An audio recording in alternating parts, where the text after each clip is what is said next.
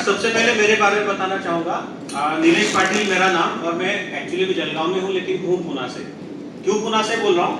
मेरा hotel management का 4 साल का डिग्री यहीं से है, मेरा जॉब यहीं से, मेरे पिछले 10-15 साल का न्यूट्रिशन का एक्सपीरियंस भी यहीं से है।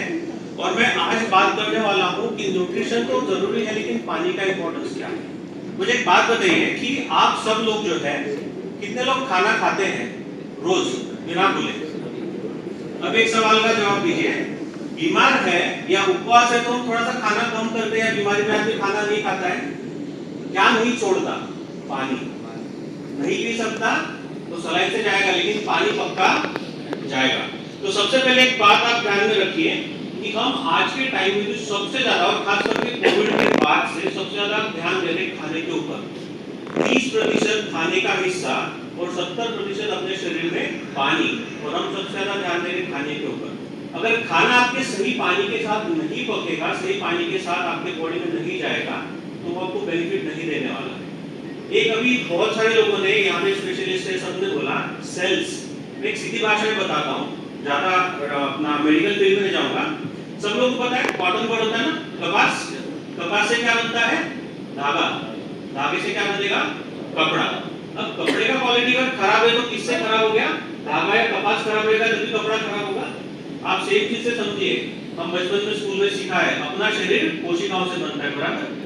तो जैसे कपास है वैसे अपने सेल्स है बॉडी के, उसी से अपने क्या बन रहे हैं? टिश्यूज बन रहे हैं, और टिश्यू से अपना बन रहा है ऑर्गन, और ऑर्गन से बन रहा है पूरा शरीर। तो अगर आपकी सेल्स अच्छी नहीं है तो आपके ऑर्गन भी अच्छे नहीं, आपका शरीर भी अच्छा नहीं। तो आपको अगर सेल्स अगर आपकी अच्छी रखनी है तो आपको खाने के साथ साथ पानी के ऊपर ध्यान देना पड़ेगा। और आपको बताऊं, अपने जो सेल्स होते हैं, जैसे आप बोलते हैं ना कि हम खाना खाएंगे तो न्यूट्रिशन पहुंचना चाहिए, विटामिन मिनरल्स कार्बोहाइड्रेट सब पहुंचना चाहिए ना सेल्स तक, लेकिन आपके सेल्स 60 to 95% पानी से बने हैं।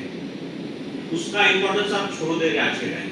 तो सबसे पहले आप ध्यान में ये रखिए कि आपका खाने के साथ, पीने के साथ, आपका इवन स्किन वगैरह का बात हो गया, लार्जेस्ट ऑर्गन है। लोग अभी मतलब ये नहीं कि सिर्फ लेडीज की बात आ गया, जेंट्स भी स्किन इंपॉर्टेंट ऑर्गन है, बिना स्किन का कोई इंसान नहीं रह सकता। तो स्किन के लिए बहुत इंपॉर्टेंट है, तो सारा पानी। तो यहाँ पे मैं आपको एक चीज बताना चाहूंगा कि हम जो कॉन्सेंट्रेशन दे रहे हैं 30% पे, उससे हमको जरूरी है, हम खाने को निग्लेक्ट नहीं करेंगे। जैसे हम बोल रहे हैं ना कि कार्बोहाइड्रेट्स, प्रोटीन वगैरह सारा हम खा रहे हैं, विटामिन मिनरल्स खा रहे हैं, लेकिन उनको प्रोसेस करने के लिए पानी भी बहुत जरूरी है। और आपको बहुत सीधी भाषा में बताता हूँ कि यहाँ पे बहुत बार मैंने देखा हुआ है केंगेन मशीन और बीमारी बहुत जोड़ी जाती है, क्योंकि आजकल वैसे किस्से हो चुके हैं, इतनी सारी बीमारियां हैं, आदमी इतना हैरान हो चुका है क्या करे क्या नहीं करे। लेकिन मैं ये रिक्वेस्ट करना चाहूँ कि आपके घर में डिवाइस इसलिए हो कि आपके घर में बीमारी ना आए, इसलिए आपके घर में डिवाइस होना चाहिए। और अगर कुछ है तो बाकी लोगों ने ऑलरेडी बता दिया, लेकिन मैं सिंपल सा कुछ 2-3 पॉइंटर्स बताना चाहूंगा। सबसे पहले, अगर पानी खराब है तो सबसे पहले आपका इम्यूनिटी जाता है। तो इम्यूनिटी तो हमेशा स्ट्रांग चाहिए ना। कोविड आके चला गया और कुछ नहीं आएगा इसका गारंटी है? बहुत कुछ आने वाला है। तो आप लोग सही तभी रहोगे जब आपके बॉडी में इम्यूनिटी, आपका इम्यूनिटी बहुत स्ट्रांग रहेगा, है ना।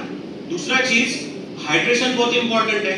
बिना पानी के आपका शरीर, आप इमेजिन कर लो ना, किसी को डिसेंट्री वगैरह हो जाए, पानी बॉडी से निकल जाए, आदमी सो जाता है, इतना थका भागा हो जाता है। तो पानी का इतना इंपॉर्टेंस है। तो प्रॉपर हाइड्रेशन के बारे में आज आप डेमो में देखेंगे, वो मैं आपको बताऊंगा कि कितना अच्छे तरीके से बॉडी को हाइड्रेट कर सकता है, कितना हाइड्रेट करता है। लेकिन हाइड्रेशन इतना इंपॉर्टेंट बॉडी का, तो वो कवर कर लेगा। दूसरा आपसे आप सबसे मेन ध्यान में रखिए कि कैंसर के बारे में सबने बताया।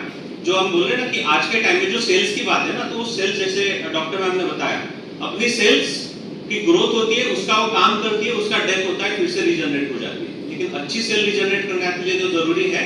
लेकिन कैंसर को, जैसे मैम ने बताया था कि जब अपने बॉडी में कोई कैंसर की कोशिका बढ़ती है तो ब्लड को नहीं पता है कि हमको सप्लाई कैंसर के सेल्स को देना है या अच्छे सेल्स को देना है, वो सबको देके खत्म करता है और इसलिए वो बढ़ते जाता है। तो यहाँ पे आप ये भी देखेंगे कि पानी में जो प्रॉपर्टीज है वो कैंसर को कवर करने में कैसे काम में करेगा। और सबसे एक इंपॉर्टेंट पॉइंट में बोलना चाहूंगा, हार्ट के प्रॉब्लम आजकल बहुत लोगों को है ना। अब मुझे एक बात बताइए, आजकल हम बहुत सारे रील्स या कुछ देख रहे हैं, बहुत सारे लोग हैं ना हट्टे कट्टे, मोटे नहीं है, कुछ नहीं, जिम करते, सब करते, काम करते करते गिर गए और बेचारे अस्पताल पहुंचने तक चले भी गए। तो आज आप यहाँ पे डेमो के बाद समझेंगे कि हार्ट अटैक और कार्डियक अरेस्ट दोनों चीज सेम है क्या? पक्का? नए लोग कितने आज फर्स्ट टाइम यहाँ पे आए? बढ़िया। हार्ट अटैक और कार्डियक अरेस्ट, कोई बता सकता है मुझे कि क्या डिफरेंस है इन शॉर्ट? जिसको बताना चाहे वहीं से बोल दे। कहने वाले नहीं सर, नए बोल रहे। ठीक है, सिंपल सा एक चीज बताना चाहूंगा, ज्यादा नहीं। Yes ma'am. Heart is a muscular organ.